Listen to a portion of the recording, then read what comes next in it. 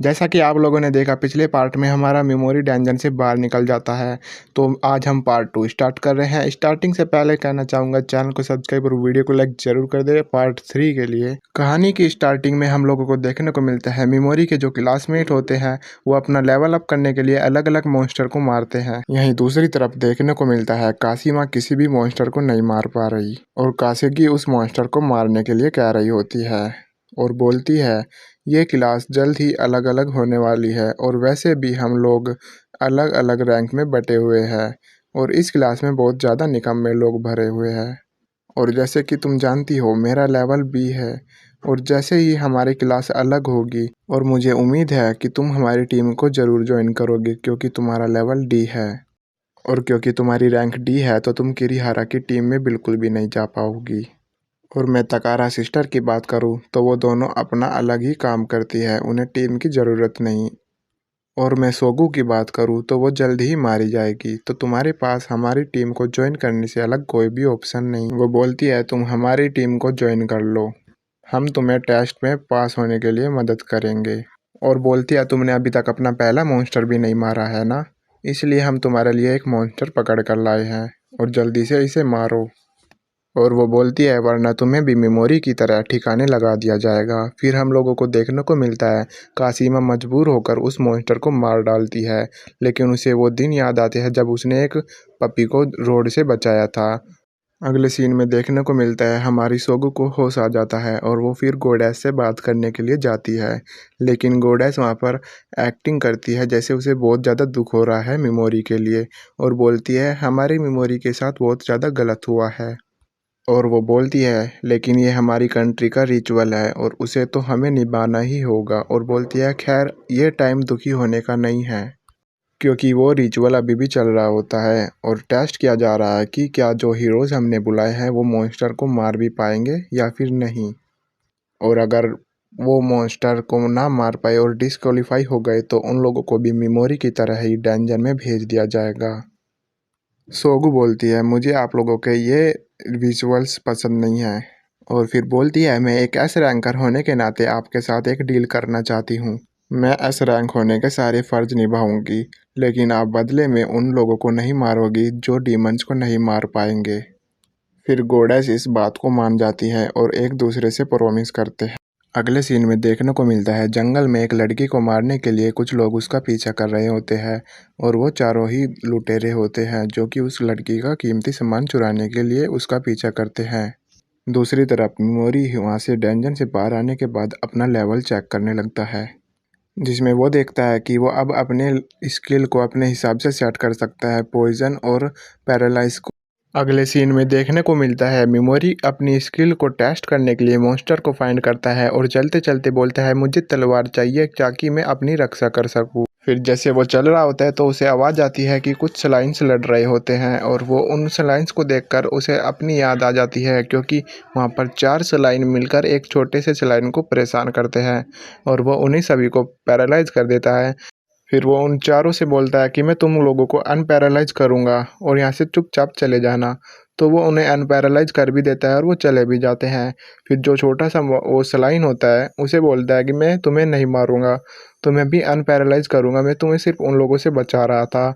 और फिर वो उसे अनपैरालाइज तो कर देता है और वो बोलता है मुझ पर अब हमला मत करना और वो वहाँ से जाने लगता है, लेकिन वो सलाइन उसका ही पीछा करता है। बहुत ज़्यादा दूर जाने के बाद भी वो सलाइन उसका पीछा करना नहीं बंद। फिर मेमोरी डिसाइड करता है कि अब मैं इस सलाइन को अपने साथ लेकर जाऊंगा और दूसरे सीन में देखने को मिलता है वो लड़की भागते भागते बहुत ज़्यादा थक जाती है और बोलती है मैं उन लोगों से बहुत ज़्यादा दूर आ चुकी हूँ लेकिन मैं फिर भी उनकी प्रेजेंस अभी भी महसूस कर सकती हूँ और लगता है कि वो मेरे थकने का बस इंतज़ार कर रहे हैं ताकि वो मुझे पकड़ सके। और दूसरे सीन में देखने को मिलता है वो सलाइन हमारी मेमोरी की पीठ पर बैठ जाता है और मेमोरी उसे बोलता है कि तुम मेरे पीछे का ध्यान रखना ताकि कोई भी मुझ पर अटैक न कर सके। और वही मेमोरी एक बुक को पढ़ रहा होता है जिससे कि उसमें लिखा है कि डीमन को स्ट्रोंग कैसे बनाए ताकि वो उस सलाइन को भी स्ट्रोंग बना सके। और वो उस सलाइन को बोलता है जो भी मैं करने वाला हूँ वो बहुत ज़्यादा खतरनाक है। मेमोरी बोलता है तो क्या तुम सच में मेरा साथ आना चाहते हो। सलाइन अपना कलर बदल लेता है ग्रीन में जिससे कि मेमोरी समझ जाता है। फिर मेमोरी उसका एक निक नेम रखता है और वो बोलता है आज से तुम्हारा नाम पिगी मारू है, जिससे कि वो सलाइन बहुत ज़्यादा खुश हो जाता है। फिर मेमोरी सोचता है मैं गोडेस से अपना बदला लेकर रहूँगा, चाहे मुझे कुछ भी करना पड़े। और वहीं दूसरी तरफ देखने को मिलता है और वो लड़की अभी भी उन गुंडों से अपना पीछा नहीं छुड़वा पा रही होती है, और जिससे कि वो डिसाइड करती है कि वो अब उनके साथ फाइट करेगी। अगले सीन में देखने को मिलता है वो लोग गलती से हमारे मेमोरी के साथ टकरा जाते हैं और मेमोरी को डराने की कोशिश करते हैं, और मेमोरी अपने आप ऐसा दिखाता है कि वो बहुत ज़्यादा डरा हुआ है, और वो लोग फिर आपस में बात करने लगते हैं। तभी हमारा मेमोरी सोचता है कि इनके साथ फाइट करने से अच्छा है कि वो आराम से चुपचाप पीछे से निकल जाए। और जैसे ही वो पीछे धीरे धीरे हटता है तो उनमें से एक को पता चल जाता है और बोलता है तुम कहाँ पर जा रहे हो, तुम्हें तो मरना होगा। मेमोरी फिर से डरने की एक्टिंग करने लगता है, और लेकिन वो इंसान जो होता है वो मेमोरी पर हमला कर देता है, और फिर तभी मेमोरी अपनी पावर्स का यूज़ कर कर उन सभी को पैरालाइज कर देता है और बाद में पॉइजन भी दे देता है, और वो चारों वहीं पर मर जाते हैं। अगले सीन में देखने को मिलता है वो लड़की हमारे मेमोरी की प्रेजेंस को महसूस कर पाती है, लेकिन उन चारों की नहीं। और तभी वो पीछे झाड़ियों में हमला करती है जहाँ से कि सलाइन निकलता है, और पीछे से आकर हमारा मेमोरी उस लड़की को भी मेमोरी बोलता है मुझे तुम्हारे अंदर से अटैक करने की प्रेजेंस महसूस हो रही थी, लेकिन मुझे तुम ईवल नहीं लगे, इसलिए मैंने तुम्हें नहीं मारा। और वो लड़की बोलती है तुम्हें मुझसे क्या चाहिए। फिर हमारा मेमोरी बोलता है मैं यहाँ का नहीं हूँ और ना ही मुझे यहाँ के बारे में कुछ भी पता है, तो मुझे यहाँ के बारे में सब कुछ बताओ। फिर वो लड़की बोलती है उन चारों का क्या हुआ। फिर मेमोरी बोलता है क्या वो तुम्हारे दोस्त थे। फिर वो लड़की बोलती है नहीं, मैं उनसे बचकर भाग रही थी। फिर मेमोरी बोलता है मैंने उन चारों को मार डाला। फिर लड़की बोलती है क्या तुमने ये सब अकेले किया है। फिर मेमोरी बोलता है हाँ। वो बोलती है मुझे तुम्हारे ऊपर पूरा विश्वास है, क्योंकि तुम्हारे बोलने के तरीके से मुझे नहीं लग रहा कि तुम मुझसे झूठ बोल रहे हो। और वो बोलती है कि अब तुम मुझसे कुछ भी पूछ सकते हो, मैं तुम्हें सब कुछ सच बताऊंगी। फिर मेमोरी बोलता है मुझे लगता है कि तुम ज़्यादा बुरी लड़की नहीं हो। फिर वो बोलता है कि फिर भी हमें एक दूसरे की लाइफ में ज़्यादा इंटरफेयर नहीं करना चाहिए। फिर वो बोलता है कि अच्छा तो मुझे बताओ आखिर में ये कौन सी जगह है। फिर वो बोलती है ये उल्जा किंगडम का शारजीरा फॉरेस्ट है। फिर वो एक कागज़ निकालता है जो कि उसे वहाँ पर गुफा में मिलता है, और वो बोलता है क्या तुम इसे पढ़ पा रही हो। फिर वो बोलती है लगता है ये बहुत ही ज़्यादा प्राचीन भाषा है, मैं इसे नहीं पढ़ सकती, लेकिन एक इंसान है जो इसे पढ़ सकता है। फिर मेमोरी बोलता है कि वो इंसान कहाँ पर है और उसका नाम क्या है। और वो बोलती है कि उसका नाम फॉरबिडन रिच है। और वो बोलती है कि मैंने सुना है कि वो एक खतरनाक जगह पर रहता है, जहाँ पर बहुत ज़्यादा खतरनाक मॉन्स्टर भी होते हैं। और वो बोलती है अगर तुम्हें उससे मिलना है तो तुम्हें गोल्डन डीमन जोन जाना पड़ेगा। फिर मेमोरी बोलता है अब हमारा हिसाब बराबर हुआ, अब तुम यहाँ से जा सकती हो। और वो उसे अनपैरालाइज कर देता है और वहाँ से चला जाता है। अगले सीन में देखने को मिलता है मेमोरी डेंजन को फाइंड करने के लिए दूसरी सिटी चला जाता है ताकि वो अपना लेवल अप कर सके, और वो वहाँ पर नाम बदल कर रुकने के लिए एक रूम ले लेता है। अगले सीन में देखने को मिलता है मेमोरी शाम के समय बाहर निकलकर घूम रहा होता है, और वो मन में सोचने लगता है यहाँ के लोग स्ट्रेंजर्स लोगों को घूर नहीं रहे। और वो बोलता है ऊपर से ये जगह बहुत ज़्यादा शांत है। और फिर तभी मेमोरी को चलते चलते भूख लग जाती है और वो खाना खाने के लिए एक रेस्टोरेंट चला जाता है। और वो बोलता है मुझे बैंक्वेट बहुत ज़्यादा पसंद है, और यहाँ पर जो भी लोग दारू पीते हैं वो टल्ली होने के बाद ज़ोर ज़ोर से बोलने लगते हैं, जिससे कि बहुत सारी इन्फॉर्मेशन कलेक्ट हो सकती है। और वहाँ पर हम लोगों को देखने को मिलता है कुछ लोग आपस में डिस्कस कर रहे होते हैं कि नाइट में से सबसे ज़्यादा ताकतवर कौन है। तभी एक पर्सन बोलता है कि सबसे ज़्यादा स्ट्रॉन्ग तो ब्लैक ड्रैगन नाइट है, जिन्होंने होली किंगडम को जला दिया है, और उनके तो 5 ड्रैगन ही पूरी किंगडम की सेना के बराबर है। फिर अगले सीन में हमारा मेमोरी अपना खाना ख़त्म कर लेता है और कुछ खाना अपने सलाइन के लिए वहाँ पर अपने होटल में लेकर चला जाता है और उसे खाने के लिए दे देता है। और फिर वो बैठकर सोचने लगता है कि अब मुझे ऐसे इंसान को ढूंढना होगा जो कि उस प्राचीन भाषा को पढ़ सके, और उसके लिए मुझे गोल्डन डेमन जोन में जाना ही होगा और वहाँ पर जाकर फोरविडल विच से मिलना ही होगा। और दूसरा पिगी मारू को और भी ज़्यादा ताकत बनाने के लिए मुझे उसके लिए बहुत सारी मेडिसिन्स ढूंढनी होगी, जिससे कि वो मेरे साथ आगे लड़ाई में जा सके। फिर मेमोरी को याद आता है जहाँ पर वो रेस्टोरेंट में गया था, वहाँ पर कुछ लोग बात कर रहे थे एक डंजन की, जहाँ पर उसे ये पोशन मिल सकता है जिससे कि हमारा जो सलाइन है वो ताकतवर हो सकता है। फिर मेमोरी वहाँ पर डेंजन के बाहर चला जाता है, और तभी वहाँ पर एक लोग मिलता है जो कि वहाँ पर बताता है मेरा नाम ग्लीस हार्टले है।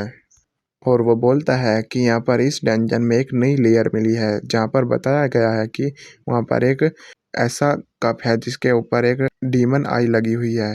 अगर कोई भी मुझे वो कप ला कर देगा तो मैं उसे 100 सोने के सिक्के दूंगा। तभी वो लोग लाइन में लग जाते हैं। फिर देखने को मिलता है एक लोग आता है जो कि उसी लड़की को परेशान करता है जिसे हमारे मेमोरी ने उस जंगल में बचाया था। और वो लोग बोलता है तुमने अपने चेहरे को ढका हुआ है लेकिन तब भी तुम बहुत ज़्यादा ब्यूटीफुल लग रही हो। फिर तभी सैरिस बोलती है आखिरकार तुम्हें चाहिए क्या? फिर वो बोलता है मैंने एक बार तुम्हें डेट के लिए बुलाया था लेकिन तुमने खाने के वक्त मेरी बहुत ज़्यादा बेइज्जती की थी। फिर हमारी सैरिस बोलती है कि मुझे तो तुम याद भी नहीं हो कि मैं तुमसे कब मिली। फिर वो बोलता है कि तुमने मुझे पहले भी इसी तरह से ट्रीट किया था। और बोलता है कि तुम ऐसे ट्रीट करती हो जैसे कि मैं बहुत ज़्यादा बोरिंग हूँ। और ये कहकर वो उसके चेहरे से कपड़ा हटा फिर वो देखता है कि ये वो लड़की नहीं है जिसने उसकी बेइज्जती की थी। और ये देखकर वो नीचे गिर जाता है और सभी लोग उसका मजाक उड़ाने लगते हैं। और फिर अगले सीन में देखने को मिलता है कि हमारा जो मेमोरी है वो वहाँ से जाने लगता है। और चलते चलते वो फिर से उसी लड़की से टकरा जाता है। और वो लड़की उसे रुकने के लिए बोलती है। सारस बोलती है क्या आप भी यहाँ पर रिक्रूटमेंट के लिए आए हैं? फिर वो बोलता है कि जो कुछ भी अभी यहाँ पर हुआ है तो उससे तुम्हें संभल कर रहना चाहिए। मुझे लग रहा था कि वो तुम्हारी जान लेने की भी कोशिश कर सकता है। फिर सारस बोलती है हाँ मुझे लगता है कि मैं कभी कभी लोगों को गुस्सा दिला देती हूँ। फिर अगले सीन में देखता है कि वो दोनों साथ में कुछ सामान बाई करते हैं और हमारी सैरस उसकी हेल्प करती है। और सैरस उसके 3 सिल्वर के सिक्के बचा लेती है। मतलब कि उसे सस्ते दामों में दिला देती है बहुत सारा सामान। फिर वो उन 3 सिल्वर के सिक्के हमारी सैरस को ही दे देता है और बोलता है कि तुमने मेरी मदद की है, ये उसका इनाम है। अगले सीन में देखने को मिलता है हमारा मेमोरी उसी डंजन में जाता है अपना लेवल अप करने के लिए। फिर वहाँ पर एक लोग वहाँ से भागते हुए आता है कि मेरी हेल्प करो। फिर मेमोरी वहाँ पर काफ़ी सारे मॉन्स्टर को पैरालाइज कर कर मार डालता है। फिर देखता है कि कुछ लोग बात कर रहे होते हैं आपस में। फिर मेमोरी जैसे ही देखता है तो वो लोग वही है जो वहाँ पर हमारी सैरस के साथ बाहर फाइट कर रहा था। वो लोग बोलता है कि वो चाहता है कि सैरस मर जाए और वो 3 लोगों को उसको मारने का कॉन्ट्रैक्ट दे देता है। तभी पीछे से हमारा मेमोरी आ जाता है और तभी उनमें से एक बोलता है क्या तुमने हमारी सारी बात सुन ली? फिर वो हमला कर देते हैं मेमोरी पर। तभी मेमोरी उन्हें पैरालाइज कर कर उन्हें पॉइजन दे देता है और वहाँ पर उन्हें छोड़कर ऐसे ही चला जाता है। और मन में सोचने लगता है मुझे अपनी इवल साइड बिल्कुल भी पसंद नहीं है। शायद ये मुझे अपने बचपन की याद दिलाती है और शायद तुम जैसे लोगों को मारकर मुझे अच्छा लगता है। फिर उनमें से एक लोग बोलता है मैं ये सब याद रखूंगा और तुमसे बदला लेकर रहूंगा। और मेमोरी बोलता है मुझे पता था तुम यही कहोगे इसलिए मैं तुम्हें यहाँ पर मरने के लिए छोड़ रहा हूँ। तभी वहाँ पर डीमन आ जाते हैं। अगले सीन में देखने को मिलता है मेमोरी डंजन के लास्ट लेयर तक चला जाता है और उस लेयर में अंदर जाने से पहले वो थोड़ा रेस्ट करता है। और फिर वहाँ पर देखने को मिलता है एक एडवेंचर टीम आ रही है और मेमोरी से बोलता है एक लड़का कि यहाँ पर मॉन्स्टर अजीब तरीके से मर रहे हैं जो कि आज से पहले कभी नहीं हुआ। फिर एक लड़की बोलती है हम यहाँ से जा रहे हैं क्योंकि यहाँ पर वीकर और जो ताकतवर मॉन्स्टर है सभी एक ही तरीके से मर रहे हैं, तो क्या तुम हमारे साथ जाना चाहोगे? फिर मेमोरी बोलता है मेरी चिंता करने के लिए तुम्हारा धन्यवाद लेकिन मैं यहीं पर रुकूंगा। फिर वो लोग बोलता है अगर तुम यहीं पर रुक रहे हो तो बाकी लोगों को इस बारे में ज़रूर बता देना। और उन लोगों के जाने के बाद मेमोरी सोचने लगता है इन डीमंस को तो मैंने ही मारा है लेकिन लोगों को बहुत ज़्यादा अजीब लग रहा है कि ये सभी इतनी जल्दी और इतनी आराम से कैसे मर रहे हैं। और जैसे जैसे ये बात फैलती जाएगी तो यहाँ पर लोगों का आना और भी ज़्यादा कम हो जाएगा। और बोलता है मुझे ऐसा ही चाहिए था कि लोग यहाँ पर बहुत कम आए ताकि वो अपना लेवल आराम से अप कर सके। फिर अगले सीन में देखने को मिलता है मेमोरी को द कप ऑफ इवल आई मिल जाता है और देखता है कि उस कप के पास एक ड्रैगन की मूर्ति होती है और वो समझ जाता है कि अगर वो इस कप को उठाएगा तो वो ड्रैगन जिंदा हो जाएगा। लेकिन वो उस कप को उठाने से पहले ही उस मूर्ति को पॉइजन दे देता है जिससे कि वो कप उठाते ही वहाँ पर मर जाता है। दूसरी तरफ दिखाया जाता है वहाँ पर हमारी सारा आ जाती है और बोलती है मुझे लगा था सबसे पहले मैं यहाँ पर पहुँच जाऊँगी क्योंकि सभी लोग डंजन से बाहर जा रहे थे और इसी को देखते हुए मैंने थोड़ा सा आराम करने का डिसीजन लिया। और बोलती है लगता है मेरा ये डिसीजन बहुत ज़्यादा गलत था। मेमोरी वो कप सारा को दे देता है और सारा बोलती है अब मैं इसके बदले में तुम्हें क्या दे सकती हूँ? वो बोलती है कि ये कप तो बहुत ज़्यादा महंगा है। फिर मेमोरी बोलता है मेरे ये किसी भी काम का नहीं है तो इसलिए अब तुम जाओ और आराम करो। फिर वो बोलता है चिंता मत करो मुझे इसकी सच में ज़रूरत नहीं है। और बोलता है मैं यहाँ पर उस डीमन से मिलने आया हूँ जो कि यहाँ पर नीचे रहता है। तभी सारा बोलती है डंजन वहाँ पर ख़त्म हो जाती है जहाँ पर ये कप था। फिर वो बोलता है यहाँ पर एक ऐसा डीमन है जिससे मुझे कुछ चाहिए। सारा बोलती है अगर ऐसी बात है तो अभी मैं तुम्हारे साथ आऊँगी, और बोलती है मैं आपका किसी भी हालत में साथ दूँगी। फिर मेमोरी उसकी आंखों में देखता है और सोचता है कि ये पीछे हटने वालों में से बिल्कुल भी नहीं है। मेमोरी बोलता है तो ठीक है तुम मेरे साथ चलोगी, लेकिन मुझसे कोई भी ऐसा क्वेश्चन नहीं पूछोगी जो कि मेरी पर्सनल लाइफ को इफ़ेक्ट करता होगा। फिर सारा बोलती है ठीक है। तब वो लोग अंदर चले जाते हैं जहाँ पर सैरस एक मॉन्स्टर को बीच में से काट देती है और मेमोरी को उसकी असली ताकत दिख जाती है और फिर वो उसकी तारीफ करने लगता है और फिर वो गोल्डन आई के बारे में उससे पूछता है। तभी हमारी सारा बोलती है गोल्डन आई डीमंस के पास बहुत ज़्यादा एक्सपीरियंस पॉइंट होते हैं और दूसरी दुनिया से आए हीरोज़ अपने लेवल को बढ़ाने के लिए इन लोगों को मारते हैं। और बताती है क्योंकि ह्यूमंस को मारकर कोई भी लेवल अप नहीं कर सकता। और तभी मेमोरी बोलता है तभी मैं सोच रहा था कि इन लोगों को मारने के बाद मेरा लेवल क्यों नहीं अप हुआ। तो दोस्तों हमारा पार्ट 2 यहाँ पर ख़त्म होता है। अगर आप लोगों को पसंद आए तो प्लीज़ चैनल को सब्सक्राइब और वीडियो को लाइक ज़रूर करना। पार्ट 3 के लिए कमेंट में ज़रूर पार्ट 3 लिख